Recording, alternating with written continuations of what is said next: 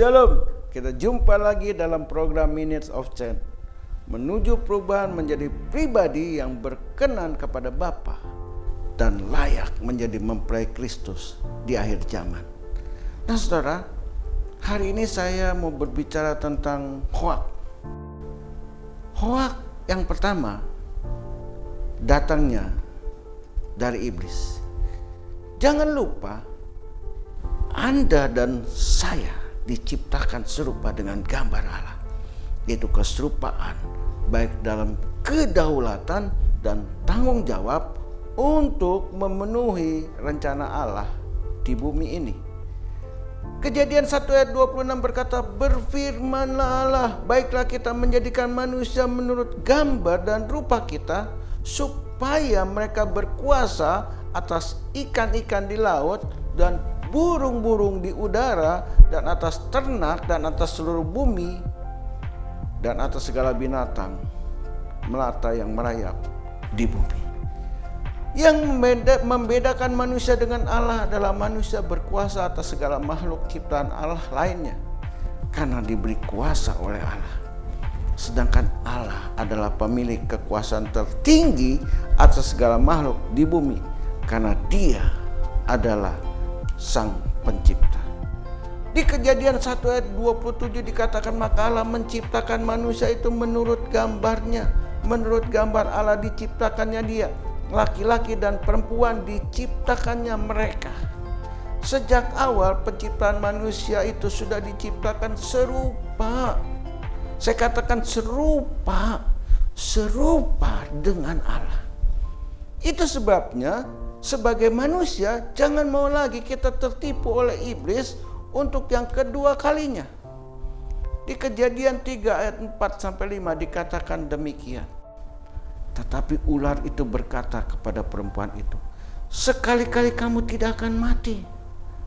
Tetapi Allah mengetahui bahwa pada waktu kamu memakannya, matamu akan terbuka dan kamu akan menjadi seperti Allah, tahu tentang yang baik dan yang jahat. Iblis melemparkan hoaks pertama pada manusia dengan perkataan yang menjebak. Jika makan buah itu, manusia akan seperti Allah. Padahal saudara, manusia sudah diciptakan serupa dengan Allah. Saudara lihat, itu kerjanya iblis.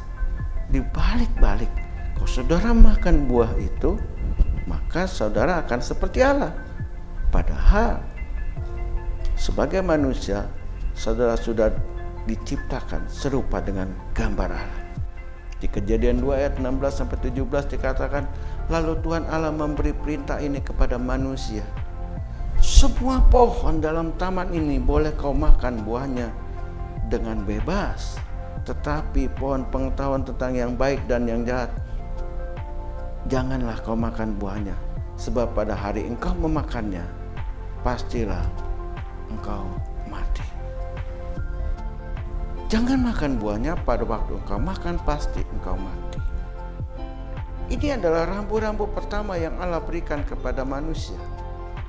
Dalam Alkitab, Allah masih ada rambu-rambu lain yang memberikan peringatan agar kita tidak terjebak, dan jika kita melanggarnya akan membuat kita mengalami kematian rohani, yakni kehilangan iman dan keyakinan terhadap janji Allah.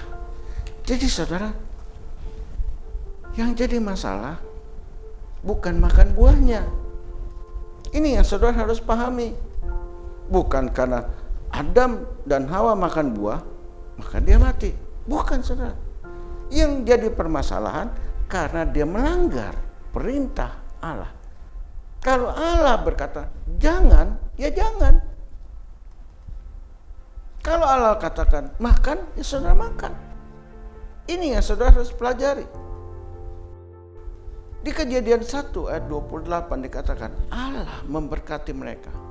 Lalu Allah berfirman kepada mereka, beranak cuculah dan bertambah banyak, penuhi bumi dan taklukkanlah itu, berkuasalah atas ikan-ikan di laut dan burung-burung di udara dan atas segala binatang yang merayap di bumi.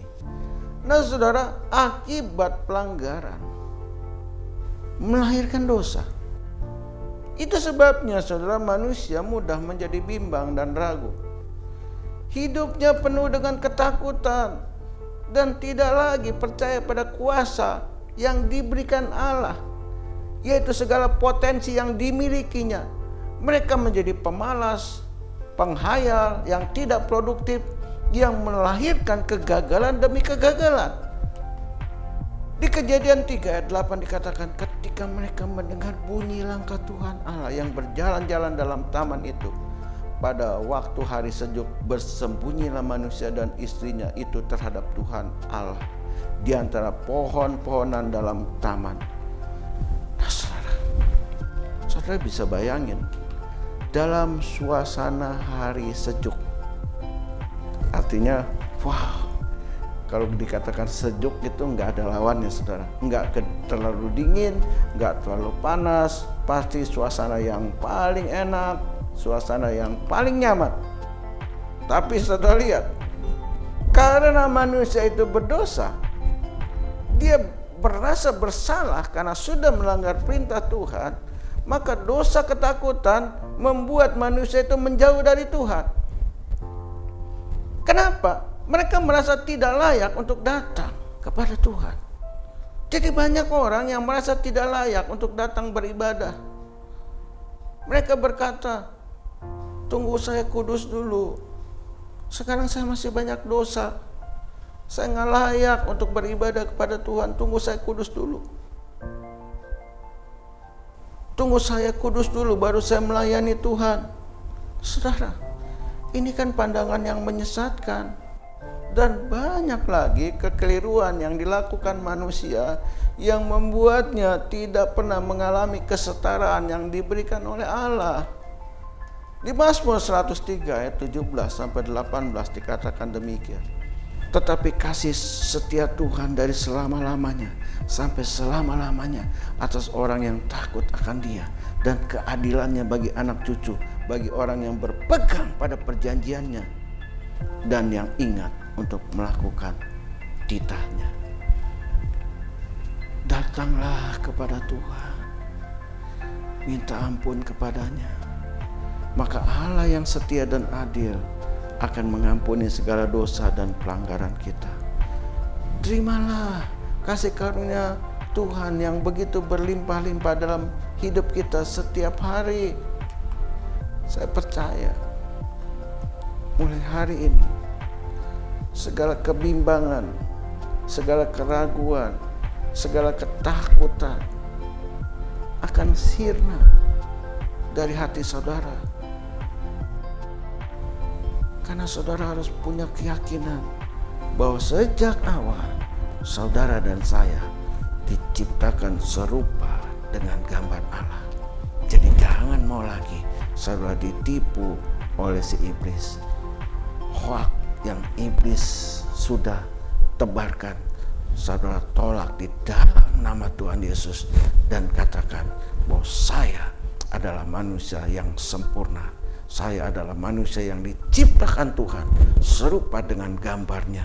Saya percaya mulai hari ini saudara akan bangkit, roh saudara akan menyala-nyala, sehingga apapun yang saudara lakukan Tuhan buat semuanya berhasil dalam nama Yesus. Amin.